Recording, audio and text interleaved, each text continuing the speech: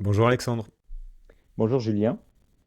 Alors, je m'intéresse beaucoup à ce qui structure notre monde, à ses contraintes. C'est un peu mon job aujourd'hui, à essayer de regarder ces cadres qui petit à petit en fait créent de manière plus ou moins consciente ce qui va déterminer, enfin qui détermine les possibles et les impossibles. Donc il y a évidemment les structures qui nous dépassent, comme les lois de la physique, comme les lois du vivant, mais il y a aussi des règles du jeu que les humains ont inventées au fil de l'histoire et qui dessinent les contours de ce qui peut advenir ou non. Et je dis souvent que les événements du monde en fait proviennent de tendances et que sous ces tendances il y a des structures qui sont profondes et qu'on ne connaît pas toujours. Donc on a parfois du mal à comprendre ces structures, on a parfois du mal à comprendre d'où elles viennent, comment les changer, comment elles fonctionnent, et on oublie parfois même que certaines règles sont uniquement inventées par les humains. On estime par exemple parfois qu'il y aurait des forces indépassables, presque naturelles, divines, qui régissent par exemple le fonctionnement de l'économie. On parle de la main invisible du marché, etc. On va parler de ces structures en essayant de comprendre pourquoi elles sont si importantes et comment elles influencent notre destin humain. Et on va parler en particulier d'un sujet qui est votre spécialité, qui paraît un peu ardu à la base, parfois même pas forcément très enthousiasmant, qui est ce qu'on appelle largement la comptabilité. Alors pour commencer, est-ce que vous pouvez vous présenter brièvement et m'expliquer comment vous en êtes venu à ces sujets-là en fait? Euh, oui, alors donc je suis enseignant-chercheur à Groupe Tech et chercheur au CIRED, qui est le Centre de recherche sur l'environnement et le développement. Et je co-dirige les chaires de comptabilité écologique et une chaire qui s'appelle Double matérialité, qui est en lien avec les sujets de comptabilité écologique. Et j'en suis arrivé à ces questions par des détours. À la base, je suis scientifique, mathématicien. Et très engagé depuis très longtemps dans les questions écologiques et pour justement essayer de voir comment concilier les deux, j'ai commencé à m'intéresser, ben, en fait, on va dire naturellement, mais c'est une question, enfin, pourquoi naturellement, à la question de l'économie, économie écologique. Et c'est en tirant un peu les fils et par des rencontres, notamment la rencontre de Jacques Richard, qui a été mon grand mentor, qui est un professeur émérite à Dauphine, que j'ai fait la connaissance de la comptabilité. Et je suis passé dans l'envers du décor de la comptabilité. Et là, je pense que j'ai vu, en fait, tout ce qu'il y avait derrière et que c'était un levier de compréhension du monde et d'action qui était absolument phénoménal. Et donc, je suis littéralement tombé dedans. Ok. Alors, qu'est-ce que la comptabilité? On va commencer par les définitions, puisqu'en fait, c'est un mot qu'on associe aujourd'hui beaucoup au monde de l'entreprise, mais en fait, c'est beaucoup plus large que ça. Donc, comment est-ce que vous définissez ça et à quoi ça sert? Oui, alors la comptabilité, c'est vrai qu'on l'aborde très souvent, et d'ailleurs c'est comme ça que c'est enseigné sous un aspect très technique, voire technicien, avec une certaine neutralité. En plus, voilà, c'est un outil, c'est pas trop, si même il y a une histoire ou des choses comme ça.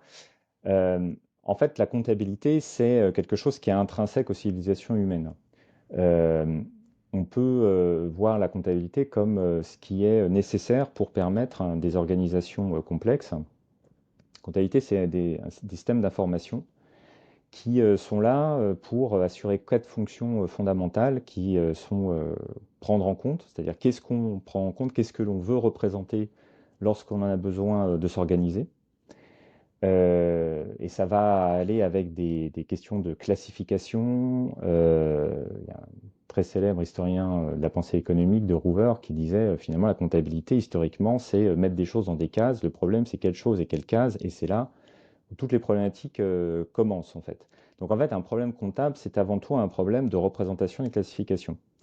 Ensuite, il y a les fonctions de rendre des comptes, c'est-à-dire qu'on va donc produire ces classifications et prendre en compte pour pouvoir communiquer avec des personnes, savoir ce que l'on fait, organiser une communication. Et d'ailleurs, la comptabilité est le premier code vraiment partagé, symbolique, humain en fait. historiquement. Dans les fonctions, on a aussi le fait d'être comptable de ces actes, c'est-à-dire que la comptabilité assure un rôle de responsabilisation, d'imputation en fait de la responsabilité, avec un nouage historique aussi très fort avec le droit. D'ailleurs, une des premières choses qu'un juge demande quand il y a un problème avec une entreprise, c'est la comptabilité, parce que c'est là où il y a les traces.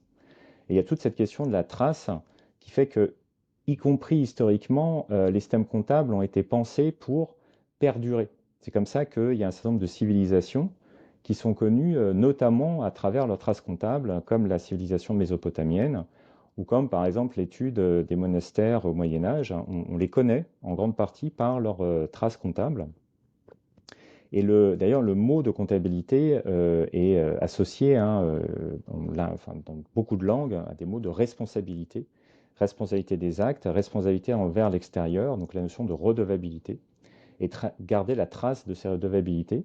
Et puis, il y a évidemment, mais je le mets à la fin pour bien expliquer que ce n'est pas la seule fonction, loin de là, le fait de compter.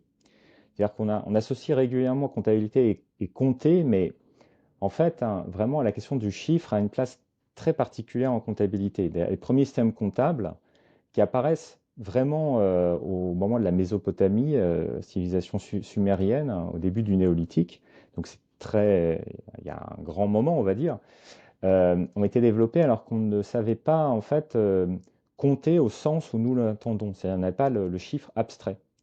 C'est-à-dire que la notion de 1, 2, 3, qui pour nous est totalement commune, où on dit, voilà, il y a par exemple deux vaches, deux tables, deux êtres humains, deux dieux, et qu'il y a une sorte de collectif qui s'impose à nous, et quelque chose qui n'est pas si évident que ça.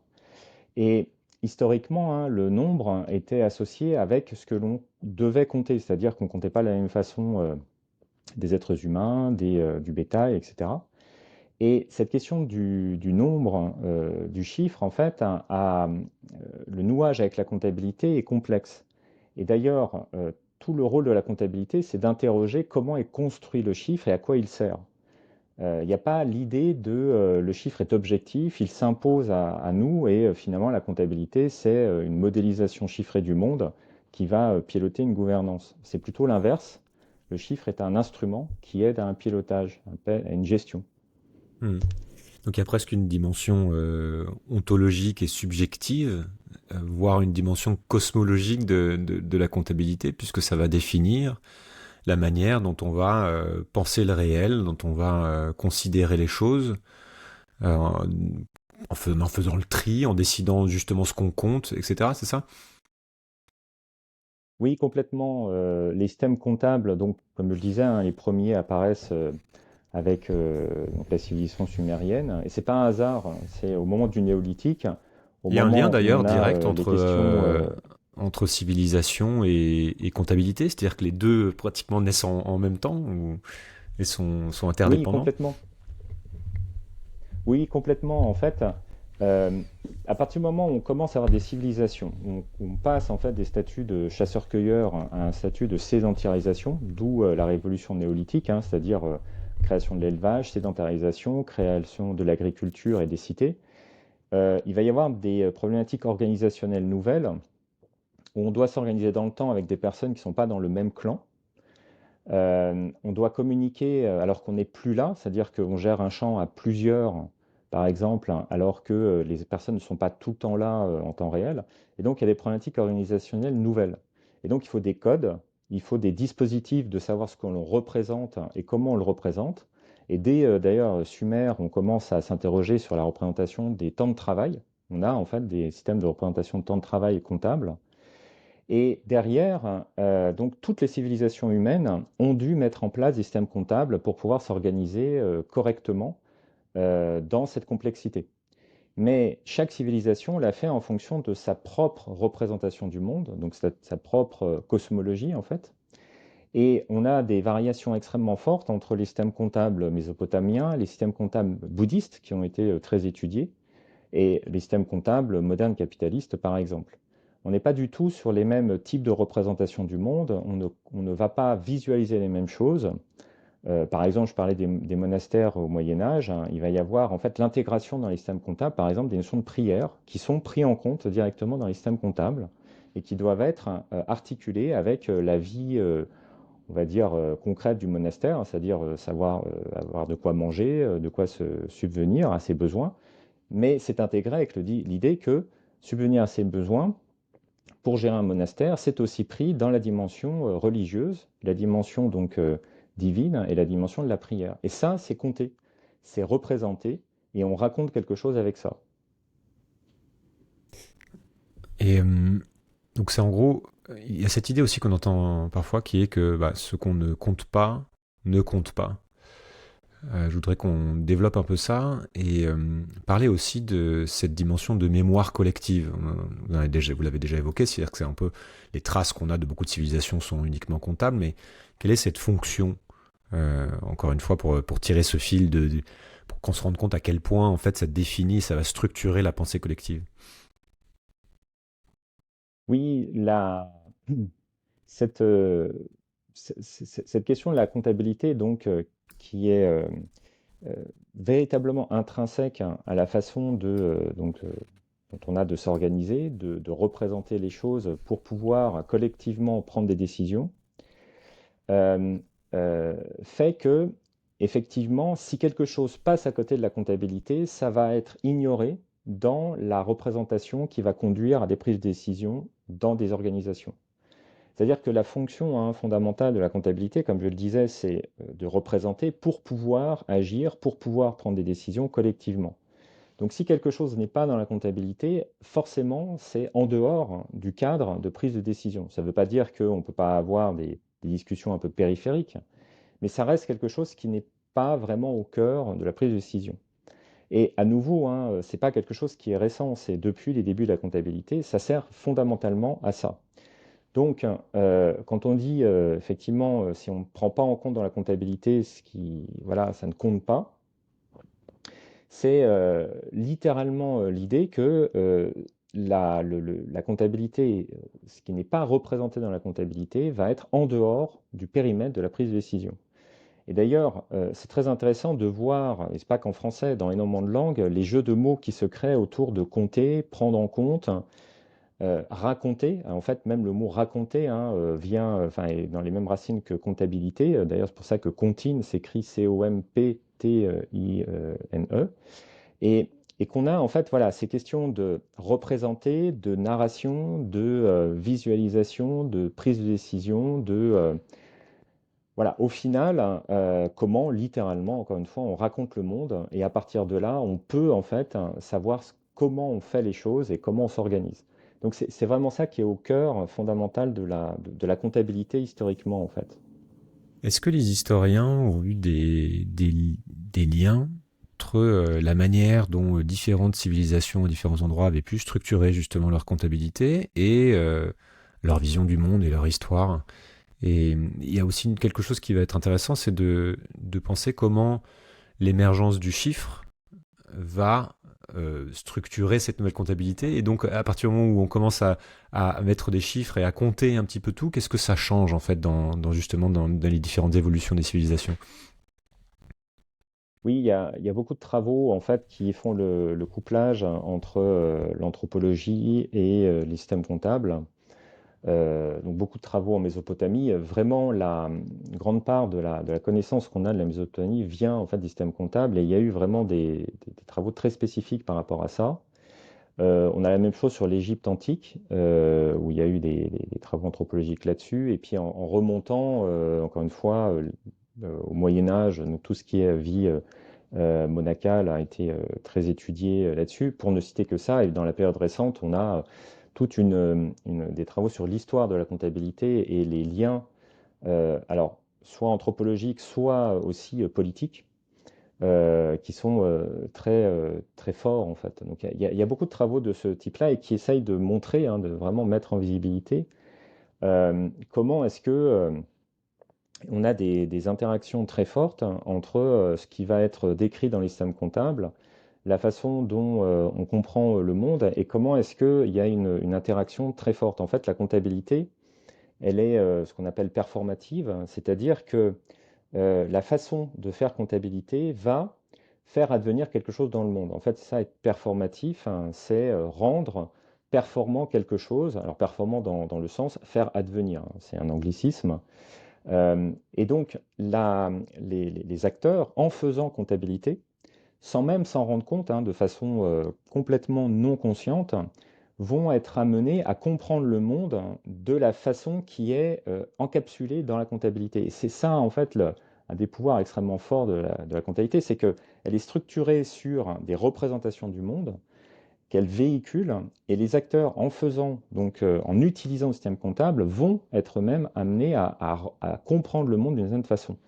Et donc, ça a contribué d'ailleurs à une déstabilisation institutionnelle très forte.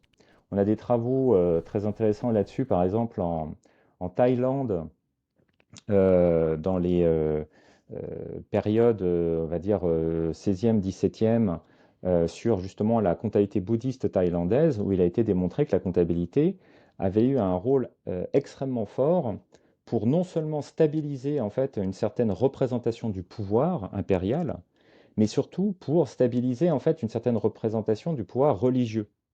C'est-à-dire véhiculer en fait des valeurs bouddhistes. Et donc en faisant un certain système comptable, vous êtes vraiment amené à véhiculer, à comprendre le monde d'une certaine façon. Alors dans ce cadre-là, la place du chiffre, hein, effectivement, a une place très, très singulière.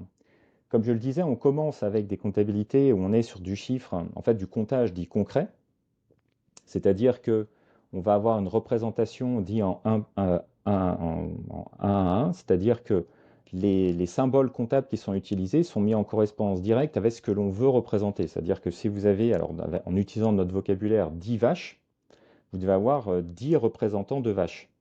Et donc on a en fait une correspondance 1 à 1. C'est plus tard que l'on va avoir un contrat abstrait qui se met en place, où au lieu d'avoir 10 symboles qui représentent donc les vaches 1 à 1, on va avoir un seul symbole avec un nombre qui est un collectif qui en fait prend en compte toutes les vaches en fait. Et pourquoi je parle de ça? Parce que ce glissement s'est opéré, non pas, c'est pas une grande découverte symbolique qui fait qu'on passe du comptage concret au comptage abstrait. C'est parce que on est passé en fait en Mésopotamie, donc de la révolution néolithique avec l'agriculture, centrée sur l'agriculture, à la production de plus en plus importante de biens, notamment textiles, de l'armement, des biens en termes de céramique, et qui fait qu'il y avait tellement de choses à prendre en compte qu'il devenait impossible d'avoir des systèmes comptables en fait en comptage concret. Et le comptage abstrait est venu en fait de réalités d'organisation avec la multitude de biens qui commençaient en fait à inonder le monde, hein, déjà en Mésopotamie à l'époque, et qui a conduit donc à avoir cette simplification et qui permet de donner une grande leçon sur la question du chiffre. Le chiffre, c'est vraiment un outil qui permet en fait de simplifier une façon de s'organiser ensemble. C'est-à-dire que quand vous avez trop de biens, trop de choses à gérer, si vous commencez à avoir des systèmes comptables qui sont simplement en correspondance 1 à 1, vous ne faites rien avec. Et au final, les prises de décision, bah, elles sont totalement, euh, elles ne sont pas du tout efficientes. Hmm. Par contre, quand vous commencez à avoir des systèmes comptables qui essayent de ramasser de l'information et qui permettent en fait aux acteurs d'avoir une vision un peu plus globale de ce qui se passe, là, vous pouvez faire des choses. Donc la survenue du chiffre, hein, c'est vraiment, c'est inscrite hein, dans cette idée d'améliorer la possibilité de s'organiser. La problématique dans laquelle on est à l'heure actuelle, hein, et qui est une problématique récente, c'est de penser que le chiffre n'est pas un simple instrument, mais qu'il contient en lui-même une description totalement objective du monde et que on a en fait un renversement de situation. Là où la question première, c'est comment est-ce qu'on s'organise entre nous et on va utiliser en fait un moyen, la comptabilité, qui contient des valeurs, des représentations et qui vont véhiculer en fait ces représentations pour s'organiser à partir de ces conventions, et le mot convention est fondamental. Ces dernières années, il y a eu l'idée que, en fait, on n'avait pas vraiment de convention, on avait un chiffre qui pouvait s'imposer et qu'on allait avoir une gouvernance par le chiffre et que la prise de décision allait pouvoir se faire de façon objectivée Hmm. par cette description en fait chiffrée. Mais Ok. ça, c'est quelque chose de très récent et qui n'est pas fondamentalement comptable, en fait. C'est Hmm. une autre lecture du chiffre et de la comptabilité. On va y revenir et on voit que, pardon, on voit bien aussi comment il y a une perte de lien avec le monde physique, avec le monde réel, aussi au travers de la dette, en fait, qui devient Tout à fait. complètement abstraite, etc. Ouais. Et que tout devient des chiffres, des numéros finalement dans des bases de données. Et on voit plus vraiment le lien avec les possibles et les impossibles, et ça pose problème. Mais je voudrais rétro-pédaler un peu pour revenir au capitalisme, qui est pour rappel le modèle économique dans lequel nous vivons tous, qui a donc pas inventé la comptabilité, mais qui a apporté une nouvelle approche, un nouveau rapport, notamment à l'idée de valeur, aux chiffres, et une manière un peu inédite de classifier le réel. Qu'est-ce qu'il faut comprendre du changement de paradigme qui s'opère, via la comptabilité notamment, d'abord au moment de la Renaissance, et puis au XVIIIe et XIXe siècle? Oui, complètement. En fait, donc les systèmes comptables que l'on a ne sont pas l'alpha et l'oméga de tout ce qui existe et tout ce qui a existé en comptabilité. Il y a voilà, cette idée que la comptabilité serait fondamentalement capitaliste est totalement faux. Par contre, il y a des formes de comptabilité particulières qui sont consubstantielles du capitalisme. Alors, il y a eu un très très grand débat qui a été ouvert d'ailleurs par Max Weber au XIXe siècle, parce que la comptabilité a été historiquement étudiée par les sociologues. Alors, c'est très intéressant, juste par rapport à ça, le fait de nouer comptabilité et finance est quelque chose de très très récent. Même dans l'enseignement, hein, ça c'est, on va dire, c'est les années 90, début des années 2000, d'avoir vraiment ce lien-là. Euh, Pendant tout le XXe siècle, notamment, et pas que, la comptabilité, c'était plutôt des affaires de droit et aussi, d'ailleurs, au XIXe, des affaires de sociologie. Donc c'est intéressant aussi le rapport que l'on a et la visualisation qu'on a à la comptabilité. Ça en dit long sur nos sociétés. Et donc, en fait, Max Weber va lancer un pavé dans la mer en disant, bah, en fait, le capitalisme vient d'une certaine forme de comptabilité qui apparaît à la Renaissance, qui est ce qu'on appelle la partie double et la création du premier compte capital. Donc la partie double, c'est une représentation en fait particulière comptable, ou en deux mots, ce qui se passe, c'est que quand on veut représenter justement des échanges, et pas que des échanges, des relations en fait différentes qui parcourent en fait une organisation, eh bien, l'idée comptable, hein, depuis la Mésopotamie, c'est de comprendre que tout est une question en fait de flux, c'est-à-dire qu'il y a des choses qui partent d'un endroit et qui arrivent à un autre endroit. Mais pas forcément que dans des échanges économiques, hein. C'est-à-dire que par exemple, vous avez un troupeau de vaches, encore une fois, si on revient à quelque chose de très concret, vos vaches, pendant la journée, elles doivent aller paître donc à l'extérieur. Bon, bah, vous avez une sortie, vous avez une vache qui vient de l'étable, entre guillemets, et qui va en fait dans la prairie. Donc vous avez donc un transfert. Et ce qui se passe, hein, c'est que les systèmes comptables donc raisonnent en termes de qu'est-ce qui est pris à un endroit et qu'est-ce qui est donné à un autre endroit. Donc c'est vraiment des transferts. Mais pendant très longtemps, comme on était sur des systèmes d'organisation qui étaient assez stables, il n'y avait pas la nécessité de représenter, on était sur une certaine efficacité de représentation, la nécessité de représenter l'intégralité du transfert, c'est-à-dire de dire, par exemple, ma vache, elle va de l'étable à la prairie, j'ai juste besoin de dire, bon, elle sort de l'étable. Et puis je sais qu'elle va dans la prairie, elle va pas, en fait, il n'y a pas 10 000 endroits où elle peut aller, donc ça me suffit de représenter l'étable et dire, elle sort de l'étable. Ce qui se passe, c'est qu'à la Renaissance, il va y avoir en fait l'idée qu'on a besoin de tout représenter parce qu'on a besoin de cartographier le monde économique. Et ça, c'est pris complètement dans toutes les révolutions de la cartographie du monde, l'idée qu'on doit représenter tous les systèmes de transfert pour pouvoir les contrôler. De la même façon qu'on cartographie le monde pour pouvoir en fait en prendre le contrôle. Et donc, l'idée de Max Weber, et ça n'a pas été le seul à défendre ça, c'est que la partie double, qui donc partie, c'est que c'est les entrées, c'est les représentations, donc on représente les deux tenants du transfert, vont dire voilà, je vais représenter non seulement donc ce qui se passe dans mon organisation, dans mon entreprise, et aussi tous les comptes adjacents, c'est-à-dire que quand, par exemple, je vais acheter un produit chez un fournisseur, je vais avoir un compte non seulement qui montre que mon produit arrive chez moi, mais je vais avoir un compte fournisseur. de façon à pouvoir optimiser le type de fournisseur que je vais voir et optimiser en fait la relation que j'ai avec lui. Et donc, c'est à la fois cette idée de on cartographie le monde et on cartographie l'économie pour pouvoir en prendre le contrôle et l'optimiser, qui va conduire Max Weber à l'idée que voilà, une certaine représentation de la comptabilité va générer progressivement eh bien, ce qu'on appelle actuellement le capitalisme, avec cette idée donc d'optimiser la valeur, de prendre le contrôle, d'avoir une maîtrise rationnelle sur les échanges économiques pour pouvoir à nouveau donc, les optimiser. Alors ça a été très discuté. Mhm.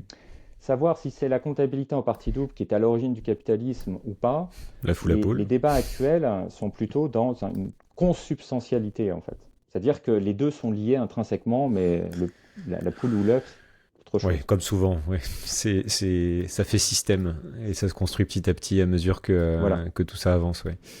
Il y a quelque chose qui s'est passé justement au 18e, 19e siècle qui est illustré par une citation de Jean-Baptiste Say, qui était un principal économiste français classique de l'époque, qui dit les richesses naturelles sont inépuisables, car sans cela nous ne les obtiendrons pas gratuitement, ne pouvant être ni multipliées ni épuisées, elles ne font pas l'objet des sciences économiques. Comment est-ce que cette phrase illustre un des aspects de la comptabilité moderne et comment est-ce que la nature, entre guillemets, les ressources naturelles ont été historiquement comptées, valorisées depuis que le capitalisme a émergé? Oui, en fait, la grande particularité du capitalisme, en fait, c'est qu'il s'inscrit dans ce qu'on appelle la modernité. La modernité étant une compréhension justement cosmologique du monde, une cosmologie particulière, euh, qui repose sur la fameuse dichotomie, le fameux dualisme nature-culture, avec l'idée qu'on aurait la possibilité, en fait, c'est une présupposition sur le monde, qu'on aurait en fait des choses très naturalisées, objectivées, qui sont immuables et qui sont des simples moyens à disposition directe des sujets, alors on va dire l'être humain idéalisé, et qu'on a une ligne de partage nette entre donc, ce monde objectivé, ce monde immuable qu'on peut maîtriser par des lois et qui est donc des moyens absolus pour les êtres humains qui, eux, enfin les sujets qui, eux, sont des fins en eux-mêmes. Alors là-dedans, le capitalisme, donc, qui fait partie de cette modernité, va, à partir de cette grammaire en fait binaire, va dire bon ben voilà, on va considérer, c'est une présupposition que l'intégralité du monde peut être littéralement objectivable. C'est-à-dire c'est un projet, c'était Castoriadis qui expliquait vraiment l'imaginaire capitaliste, c'est la maîtrise rationnelle du monde, c'est-à-dire l'idée que l'intégralité de ce qui est dans le monde en dehors du périmètre des sujets peut être objectivable, peut être rendu maîtrisable rationnellement par des lois que l'on va trouver et qui vont transformer le monde en de simples moyens pour le développement permanent en fait des sujets. Alors c'est exactement dans cette perspective que se développe justement un certain nombre de pensées économiques au XVIIe, XVIIIe et XIXe siècle, qui vont fonder en fait notamment l'économie moderne. Et dans ce cadre-là, en fait, une vision de la comptabilité va être justement de dire, comptons en fait justement ce monde de moyens, ce monde d'objets. Alors, ce qui est très intéressant, c'est qu'à la Renaissance, justement, dans cette vision de la comptabilité qui émerge, cette nouvelle vision de la comptabilité qui émerge à la Renaissance, il va y avoir des auteurs, et notamment un qui s'appelle Manzoni, qui écrit au milieu du XVIe siècle, et qui dit, voilà, les comptes, donc cette nouvelle comptabilité, on peut la comprendre de la façon suivante. On va avoir deux types de comptes qui vont constituer alors ce qu'on appelle actuellement notre bilan. Alors le bilan comptable, hein, toutes les entreprises savent ce qu'est un bilan. Donc vous avez d'un côté les actifs, de l'autre côté ce qu'on appelle les passifs, c'est-à-dire d'un côté ben, les moyens sur lesquels l'entreprise se base, les actifs, et donc qui permettent l'activité, et puis le reste, les passifs, c'est les dettes que l'entreprise a vis-à-vis ben, d'un certain nombre d'acteurs, ce qu'elle doit payer. Et cet auteur, Manzoni, il dit voilà, ces deux types de comptes, ça va renvoyer d'un côté à ce qu'il appelle les causes morte, les choses mortes, et de l'autre côté, les causes vive, les choses vivantes. Il va même dire c'est les creatura animata, c'est-à-dire les créatures qui ont une âme.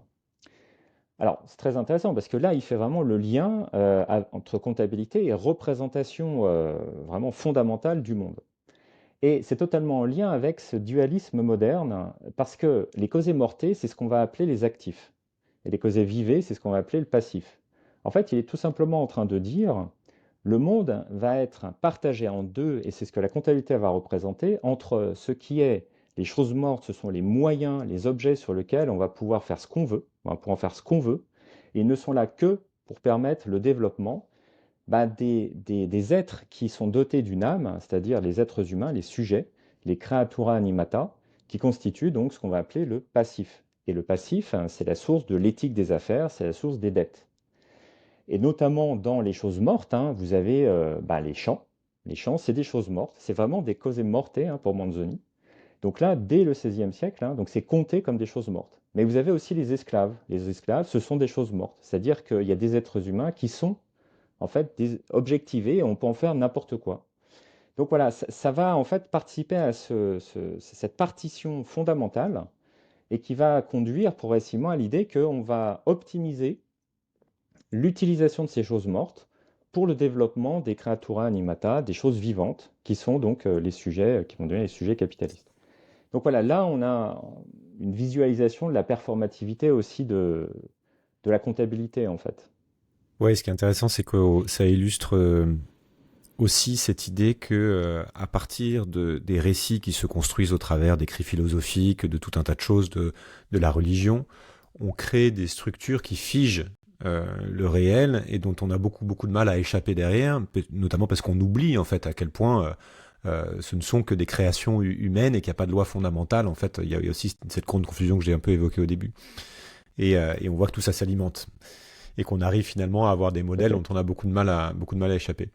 Je vais rester un petit peu sur ce déroulé historique pour comprendre comment, plus récemment, en fait, les choses ont évolué et comment, vous avez dit comment on est passé d'une comptabilité qui était un sujet presque non financier à quelque chose qui est vraiment attaché à la finance et quels sont vraiment les éléments les plus structurants de la comptabilité aujourd'hui qui définissent les règles du jeu en entreprise. Oui, donc ces dernières années, il y a eu des évolutions déterminantes au niveau de la comptabilité. En fait, hein, ce que j'ai décrit sur ce qui émerge à la Renaissance, ça va pas prendre le lead, ça va pas prendre le pas sur des formes de comptabilité qui existent depuis l'Antiquité et le Moyen Âge, qui vont continuer quand même à assurer le fonctionnement des organisations au jour le jour. Ce nouveau type de comptabilité va s'imposer, mais en fait à bas bruit et il y a quelque chose de très intéressant dans l'histoire de la comptabilité et qui est malheureusement pas assez connu, c'est que on a vraiment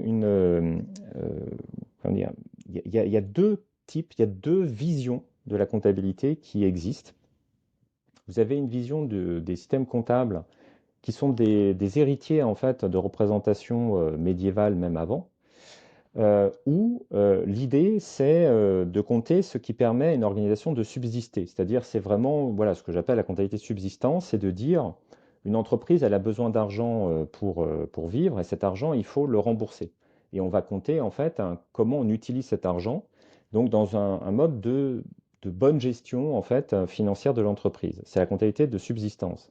Cette comptabilité, c'est celle qui assure la vie au jour le jour des entreprises. Toute PME au jour d'aujourd'hui, toute ETI et même les grandes entreprises font en fait assoient leur gestion sur sur ce type de comptabilité. Ce qu'on représente, c'est absolument pas ce que j'expliquais sur les choses mortes, les choses comme ça, c'est on a de l'argent, cet argent il est utilisé pour par exemple acheter des choses parce qu'on en a besoin et au final cet argent il va falloir le rembourser.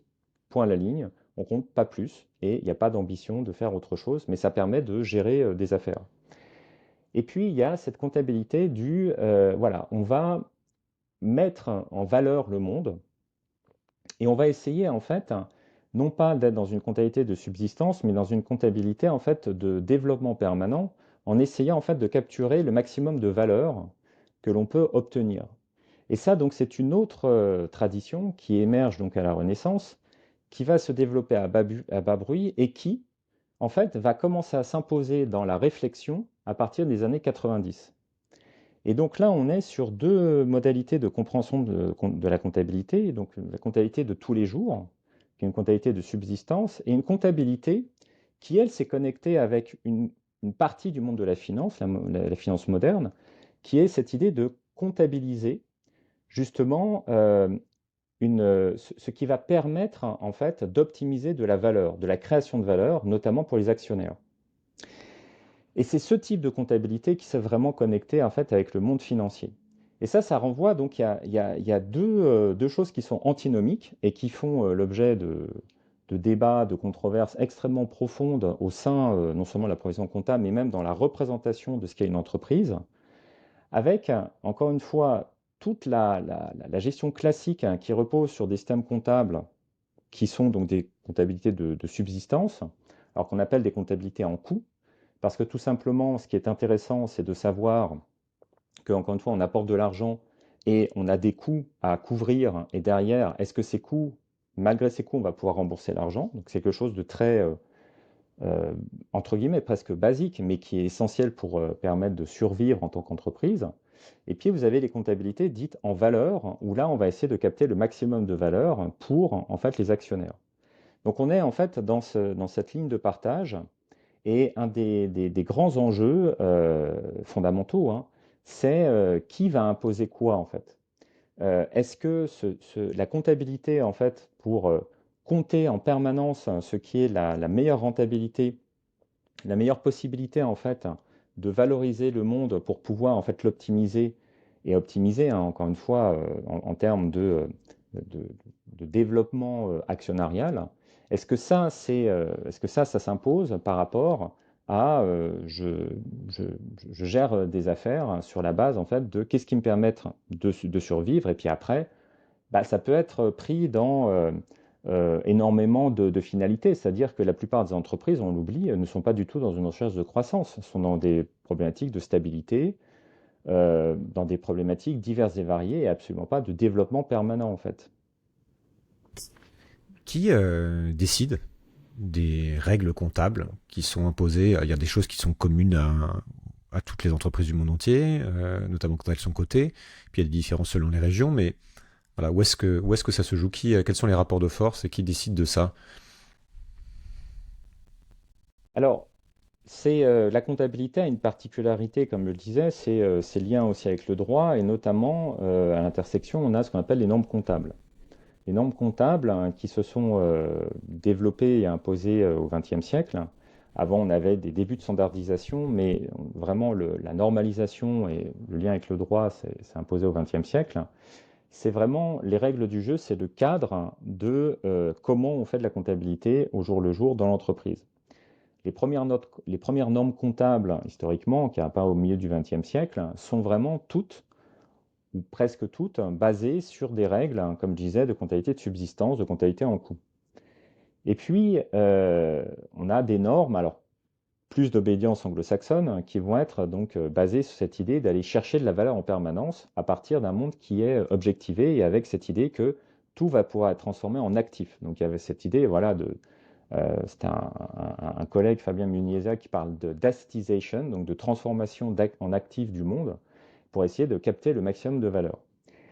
Ce qui s'est passé, c'est que dans les années 70, de façon totalement associée avec la montée en puissance de ce qu'on appelle la finance moderne, et derrière, vous avez l'école de Chicago, Milton Friedman, etc., apparaît un organisme qui s'appelle l'ISC à l'époque, qui après va devenir l'ISB, c'est l'International Accounting Standard Council, qui va devenir après le board, c'est-à-dire le Conseil international de comptabilité, de normalisation comptable, donc international, pardon, qui est un organisme de droit privé qui apparaît aux États-Unis.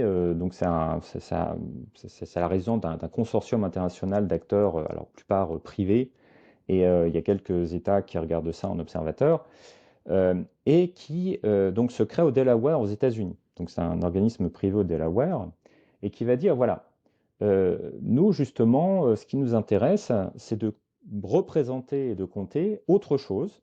Justement, c'est de pouvoir mettre en œuvre cette nouvelle façon qui est diffusée dans la finance moderne, mais en fait qui est complètement connectée avec tout ce que j'expliquais sur la comptabilité qui émerge de la Renaissance, c'est-à-dire l'idée que la comptabilité, elle est là pour compter cette mise en actif du monde, cette objectivation du monde qui va créer de la valeur à partir donc d'une maximisation, d'une optimisation pour les actionnaires et qui est connectée donc à cette idée que l'économie se fonde sur notamment les marchés financiers, ce qu'on va appeler la financiarisation de l'économie d'ailleurs après.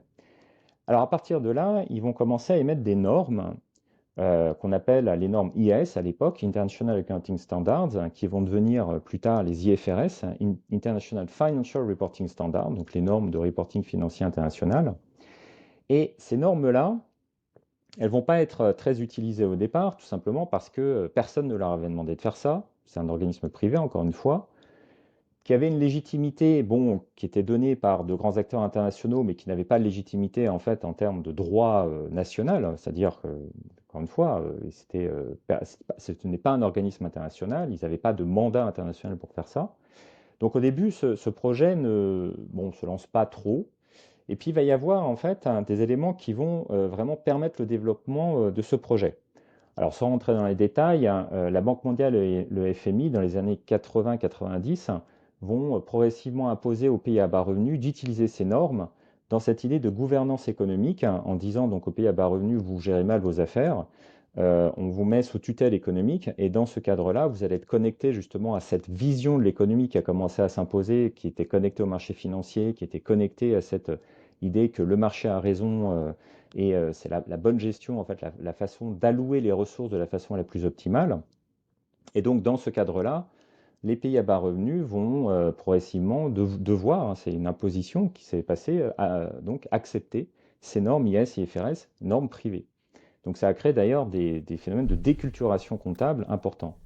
Et puis on arrive surtout à l'Union européenne qui, à la fin des années 90, bah, s'interroge sur des systèmes comptables communs.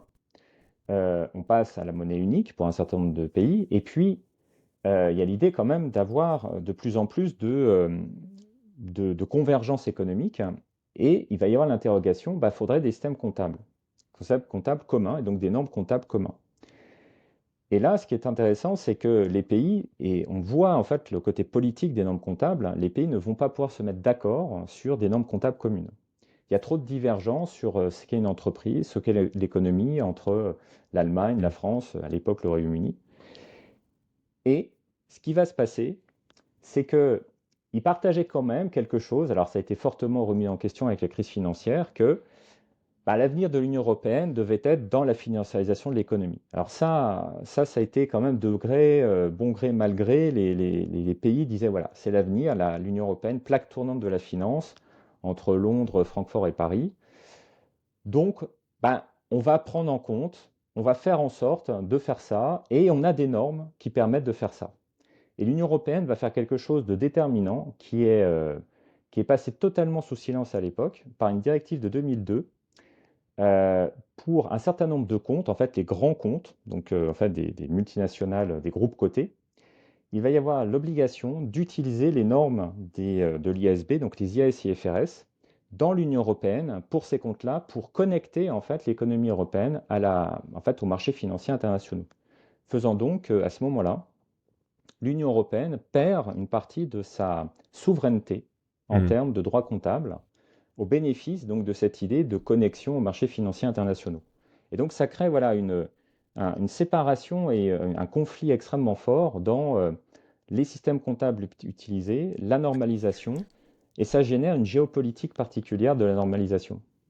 Donc on voit qu'il y a des logiques évidemment de puissance, des logiques de souveraineté, que Oui, tout à on fait. est dans le droit, on a convergé vers le droit américain et du coup les intérêts américains et qu'il y a des choses qui se décident aux États-Unis, dans un État du Delaware qui est une sorte de paradis fiscal, il y a plein de choses qui se jouent là et puis il y a autre chose qui est en train de se jouer dont je voudrais qu'on parle maintenant, sur lequel vous avez beaucoup travaillé, qui est cette transition écologique des entreprises, des organisations.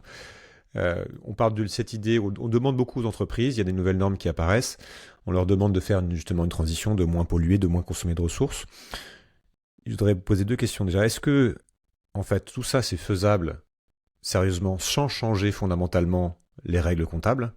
Et donc, quel est le lien entre cette idée de transition profonde des organisations vers plus de soutenabilité, on va dire, et la comptabilité? Et qu'est-ce qui est en train de se jouer entre justement cette norme ISSB qui est aujourd'hui dont le président Emmanuel Faber ce qu'essaie de pousser l'Union européenne, c'est-à-dire la double matérialité, qui est un terme un peu barbare. Voilà, je voudrais qu'on comprenne en fait pourquoi est-ce que c'est un sujet extrêmement important d'une part, et qu'est-ce qui est en train de se jouer dans ces différentes visions du monde. Oui, alors comme on l'aura compris, hein, la question de la comptabilité pour permettre de savoir ce qu'on doit représenter, comment on s'organise et Hmm. les types de redevabilité à prendre en compte sont absolument déterminants. Donc les systèmes comptables à l'heure actuelle ne prennent pas du tout en compte les enjeux socio-environnementaux. Ça a été souligné dans plein de rapports officiels français, européens et même internationaux. Ça ne compte pas, Jusqu'à oui. dire, hein, rapport Nota-Sénat en 2018, en disant, dans l'état actuel des choses, on ne peut même pas garantir que les entreprises prennent des décisions avisées. Donc, c'est un constat totalement officiel, hein. Donc ça, c'est un problème de fond. À partir de là, l'enjeu, c'est donc d'intégrer des questions sociales et environnementales dans les systèmes comptables pour pouvoir prendre des décisions un peu plus avisées. Et ça, on ouvre une porte monumentale. Parce que justement, comment on fait ça? Comment on représente ces enjeux socio-environnementaux? Comment on constitue potentiellement de nouvelles redevabilités? Et tout ça va avoir des influences déterminantes sur la notion de richesse, de profit et de toutes les grandeurs fondamentales et caractéristiques, non seulement des entreprises, mais de l'économie. Et la comptabilité, après, c'est la base, le socle de l'économie, hein. Il faut justement jamais l'oublier. Donc, ce débat-là, en fait, hein, qui a commencé à être posé vraiment de façon expérimentale et académique dès les années 60, hein, les premières réflexions là-dessus, c'est fin des années 60, a commencé à irriguer le débat réglementaire et institutionnel international à partir, on va dire, de la fin des années 2010. Donc là, on est dans une phase, en fait, de, on va dire, on est vraiment dans la phase de la comptabilité, c'est-à-dire l'idée que la question de la durabilité ne pourra pas se faire sans un changement radical et profond des systèmes comptables. Et ça, c'est plus à un niveau purement, par exemple, académique ou à un niveau de bonne volonté, c'est un niveau réglementaire où on a donc posé l'idée que stratégiquement, il était déterminant et fondamental d'en passer par là, en fait.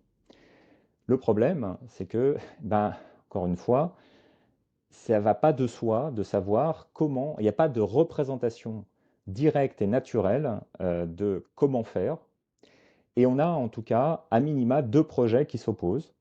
Le projet de l'Union européenne, qui repose, comme vous le disiez, sur la double matérialité, et on va revenir là-dessus, et le projet, en fait, le projet, on va dire, fils, ou la fille qui vient de cette fameux organisme IASB, qui a fondé l'ISSB, donc l'International Sustainability Standard Board, euh, donc cet organisme l'ISSB, qui lui propose une autre façon d'intégrer les enjeux socio-environnementaux en comptabilité.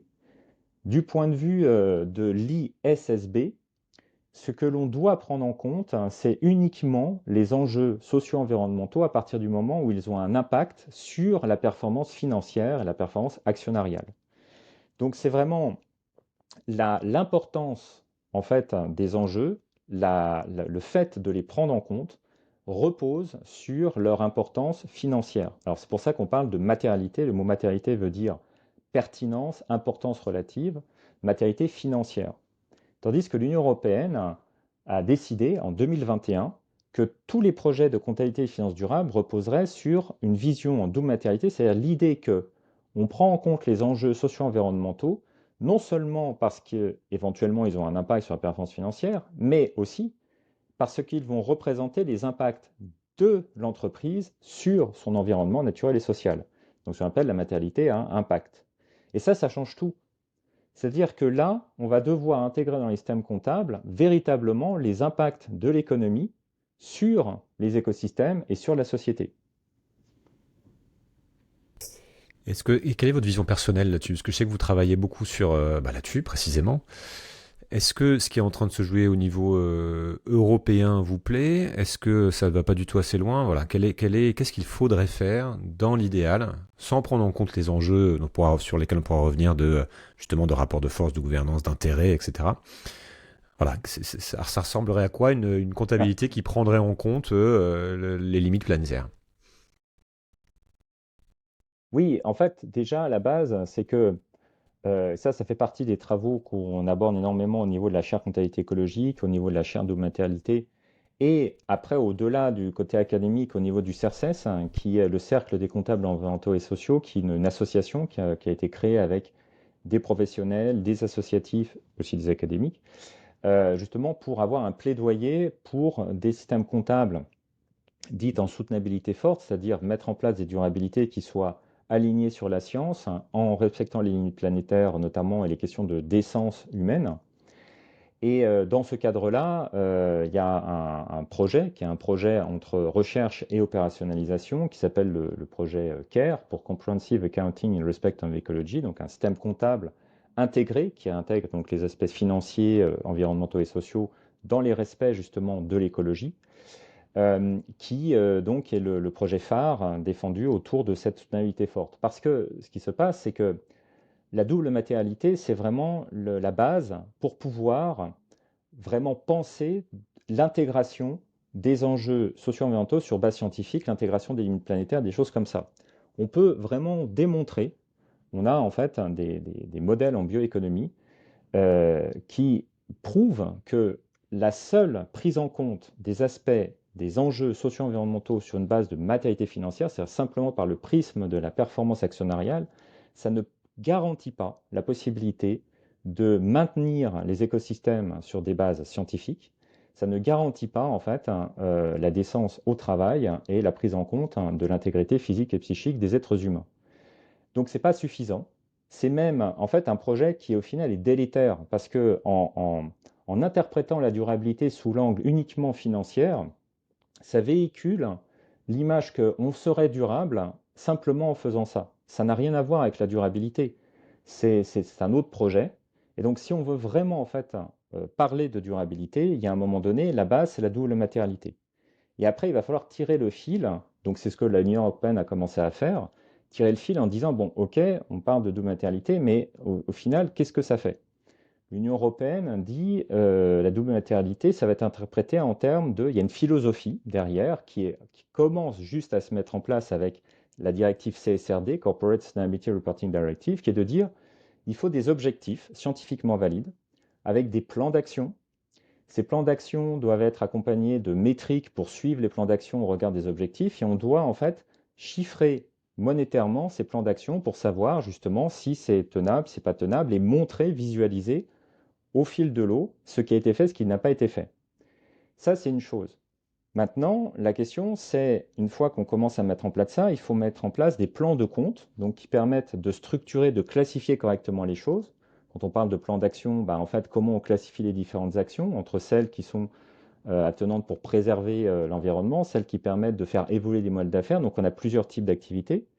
Après, comment on définit ces objectifs? Comment scientifiquement, en fait, on définit ces objectifs? Et comment, en fait, hein, vraiment, on intègre ça des tableaux de bord, du contrôle de gestion, jusqu'à la production, en fait, d'une comptabilité totalement intégrée. Alors ça, c'est le projet CARE, qui est vraiment, en fait, qui est presque l'horizon dans lequel s'inscrit justement le projet de double matérialité et le projet européen. De façon à obtenir un système global de comptabilité qui part vraiment du cœur de l'entreprise avec les tableaux de bord, contrôle de gestion, comme je disais, jusqu'à l'analyse reconfigurée de la performance de l'organisation. Et derrière, bah, une nouvelle base sur, par exemple, la définition du profit. Dire, Hmm. l'idée, hein, c'est de dire, on ne peut pas considérer qu'on a du profit si on exploite un écosystème et qu'on ne le remet pas dans son bon état écologique, par exemple. Donc ouais, il y a plein d'implications sur la manière dont on va pouvoir rendre concrète, par exemple l'existence légale d'une forêt, l'existence légale d'un fleuve, comment on va pouvoir justement la Tout à prendre en fait. compte, la compter. Il y a plein de choses à ouvrir derrière. On n'a pas le temps d'aller là-dedans, mais ce qu'on voit aussi, c'est que changer la comptabilité pour compter davantage la nature et l'impact des entreprises voudrait dire limiter les profits, voudrait dire limiter la possibilité d'émettre de la dette, Ça veut dire, ça va pas dans le sens en fait de ce que veulent évidemment la plupart des entreprises cotées, la plupart des gens qui cherchent à faire du profit, etc. Et dans qui concrètement la manière dont fonctionne tout le système économique aujourd'hui. Donc on voit on a quelque chose qui est au cœur du système. Comment est-ce que concrètement ça peut passer un truc pareil? Bah, ce qu'il y a, c'est que, bon, comme je le disais, il y a une partie des acteurs au niveau international qui essayent de compter les enjeux environnementaux et sociaux simplement sur la base de la performance actionnariale. Donc Parce que ça ça, ne il y a un limite projet pas, parce que bon, ça ne contraint et finalement pas ça c'est le grand-chose, c'est ça? problème. Ouais. Hmm. Exactement. Et comme je disais, c'est pas aligné sur la science. Ça, véritablement. Alors, comme donc pour reprendre les points que j'évoquais, si donc on va sur l'autre projet européen d'abord, et puis ensuite donc ce que j'expliquais par rapport à CARE, il y a deux choses par rapport à ça. Donc la première chose, c'est de permettre en fait un vrai pilotage dans un monde où on est avec une prise en compte des limites Hmm. planétaires, prise en compte des inégalités, prise en compte de la décence au travail, etc., etc. C'est-à-dire que le mot essentiel là, c'est la question du pilotage. C'est-à-dire que si on pose de nouvelles hypothèses sur ce qu'est le monde, c'est-à-dire l'existence des limites planétaires, voilà, les limites planétaires existent, on ne peut rien y faire, elles sont là. La question n'est pas de les refuser ou de les accepter, la question c'est de piloter une économie dans ce cadre-là. Toute la problématique, c'est justement cette question du pilotage. Si on raisonne effectivement uniquement en termes d'interdiction et d'obligations, etc., ça pose le problème de comment on accompagne en fait l'économie. Le rôle de la comptabilité, c'est d'être au cœur de l'organisation. Et ce qui manque énormément au jour d'aujourd'hui, c'est qu'on a beaucoup de discussions qui sont en top-down, qui imposent un certain nombre de choses. Et même, quelque part, le débat sur la décroissance pose ce problème-là. C'est-à-dire qu'on dit, voilà, il faudrait décroître. Oui, mais qu'est-ce que ça veut dire? On sait très bien qu'il y a des organisations qui vont devoir croître. Par exemple, on ne va pas demander à une organisation en permaculture de décroître parce qu'on est dans décroissance. Et donc, le débat ne peut pas être complètement orienté comme ça. Tout l'enjeu, c'est justement plutôt de repartir des organisations, de repartir de leur pilotage en mettant en place de nouvelles hypothèses qui sont en fait des extensions des hypothèses sur lesquelles elles ont déjà travaillé. C'est-à-dire que, comme je le disais, la comptabilité classique, c'est une comptabilité de subsistance, de dire on reçoit de l'argent, l'argent il est utilisé pour faire des choses et on doit rembourser l'argent. Ça, c'est la base du fonctionnement et qui s'oppose à une vision purement actionnariale au passage, mais qui conditionne toute la gestion de toutes les entreprises dans le monde. Maintenant, l'idée de CARE, c'est de dire, bon ben, à côté de l'argent, vous utilisez un écosystème, l'écosystème il est employé, il va permettre de la création de valeur, et l'écosystème il faut le rembourser. Et on va Hmm. faire la même chose avec un être humain, etc. Et donc, en fait, ces systèmes-là, enfin, CARE est juste une extension de ce que fait, par exemple, un contrôleur de gestion au jour le jour. Alors, ça génère une certaine acceptation sur un autre plan, c'est-à-dire que ce qui est accepté, c'est que la logique reste la même dans la façon de concevoir comment fonctionne une entreprise et qui n'est pas, en fait, la façon de concevoir actionnariale. Mhm. Et que, à côté de ça, ça permet donc de modifier directement dans les organisations la représentation qu'on va avoir, même des métiers comme un des meilleurs diffuseurs, on va dire, de ce modèle entreprise, c'est les contrôleurs de gestion notamment, qui permettent de revoir leur métier sur des bases beaucoup plus soutenables. Donc on voit que c'est Donc absolument ça génère une systémique. acceptation, mais sous un autre angle en fait. Oui, Hmm. Et on voit que ça peut pas se faire au niveau simplement d'une entreprise. Donc quels sont les leviers? non. C'est-à-dire qu'est-ce que peut faire un employé, un patron d'entreprise? Est-ce que c'est fondamentalement rien parce que les règles du jeu sont ce qu'elles sont et donc il y a des optimisations à faire à la marge, mais tant que ça ne bouge pas, finalement ça restera quelque part un peu marginal, du bricolage. Et est-ce qu'il y a des endroits où on peut pousser? Est-ce que c'est uniquement au niveau de l'Union européenne que ça se joue? Voilà, le pour-action, entre guillemets, pour les personnes qui nous écoutent. Oui, en fait, il y a plusieurs niveaux. Évidemment, il y a un niveau de normalisation comptable qui commence à évoluer, mais ça, c'est un niveau parmi d'autres, et dans lequel, que ce soit au niveau des chaires que j'ai mentionnées ou du CERCES, on a des discussions pour justement aussi aider les débats au niveau européen sur ces questions-là. Mais avant ça, toutes les entreprises et toutes les collectivités territoriales, parce que c'est entreprises et organisations publiques, ont la possibilité d'utiliser ces systèmes-là pour commencer à gérer en fait leur modèle organisationnel sur d'autres bases. Donc sur une base d'abord volontaire, mais qui va permettre en fait d'enclencher un mouvement. Actuellement, autour de Caire, on a une trentaine d'organisations qui y sont passées.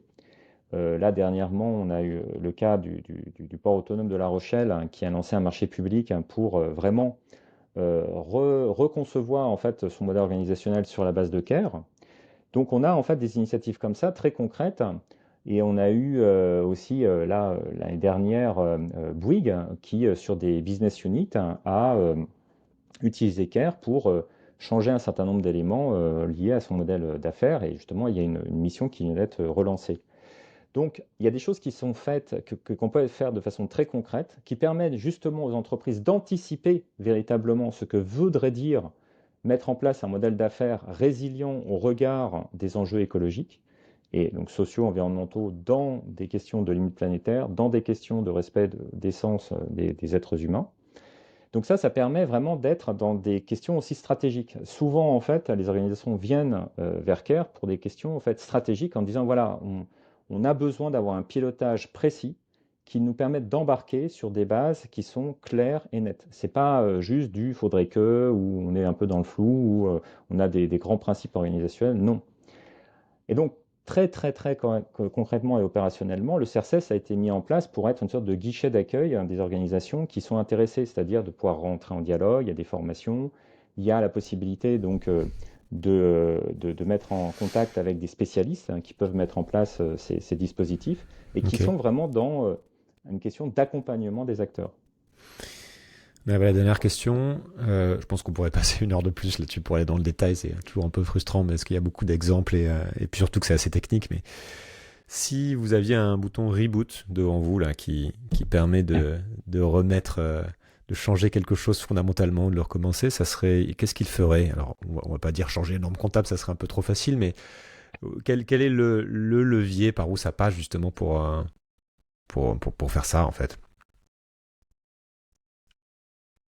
Je pense que sur... alors oui, je suis d'accord, changer les normes comptables, ça serait un énorme reboot, mais quand même, ce qui s'est passé avec la directive de 2002 européenne, ça a quand même assis quelque chose de... Ça a contribué de façon très substantielle à la montée en puissance de cette idée de la valeur actionnariale qui s'impose. Et Mhm. on se retrouve dans des situations très compliquées, y compris géopolitiquement, à cause de ça. Donc ça pourrait être le premier reboot, c'est faire en sorte que en 2002, on ait eu plus conscience de la place de la comptabilité, que les médias s'en soient emparés, point très important, que ce soit pas juste relégué à un truc technique en disant ouais, on ne sait pas trop ce qui se passe, et que on ait eu donc à l'époque une prise de conscience du rôle sociétal, du rôle citoyen, de la Mhm. place de la comptabilité et des enjeux qui sont derrière. Géopolitiquement, ça a changé quoi? Bah, ça a imposé en fait un acteur comme l'IASB, donc qui est un acteur privé, et puis ensuite l'ISSB, comme des acteurs en fait faisant la normalisation comptable internationale au-dessus des États et au-dessus même d'un certain nombre d'organisations internationales. C'est-à-dire que ça a donné un pouvoir extrêmement important à un organisme privé qui en fait, ben voilà, suit sa feuille de Hmm. route propre et sur lequel l'Union européenne, par exemple, n'a aucun pouvoir. Donc Ouais. on a créé un acteur extrêmement problématique et qui fait qu'à l'heure actuelle, on ne peut pas en fait imposer quelque chose à l'IASB si on veut modifier les normes comptables européennes sur les grands groupes, par exemple. Donc, trouver un moyen pour que les États reprennent la main, si j'ai bien compris. Oui, et véritablement, le cœur du problème, c'est faire en sorte que la comptabilité sorte, hein, de son périmètre purement technique, technicien, Mhm. et qu'on réalise les enjeux qui sont derrière, les enjeux politiques, les enjeux de société qui sont derrière, et que ce soit au niveau des médias, au niveau des associations et au niveau citoyen de façon globale, il y ait en fait une prise de conscience que ça doit devenir un débat véritablement de société. Bon, bah, j'espère que cette petite conversation aura un peu contribué à ça, à faire en sorte qu'il y ait quelques personnes qui nous écoutent qui aillent s'intéresser de plus près à cet enjeu majeur, effectivement, qui souvent est passé sous silence, parce que certainement il fait un peu peur, il paraît un peu obtus. Merci beaucoup pour votre temps, Alexandre. Et puis, pour ceux qui veulent en savoir plus, il y a plein Merci d'autres beaucoup. ressources qui sont disponibles sur le site, sur vos sites, et je mettrai les liens sur le site du podcast. Tout à Merci. fait. Parfait. Merci beaucoup. Voilà, on s'arrête là. Ça vous a plu?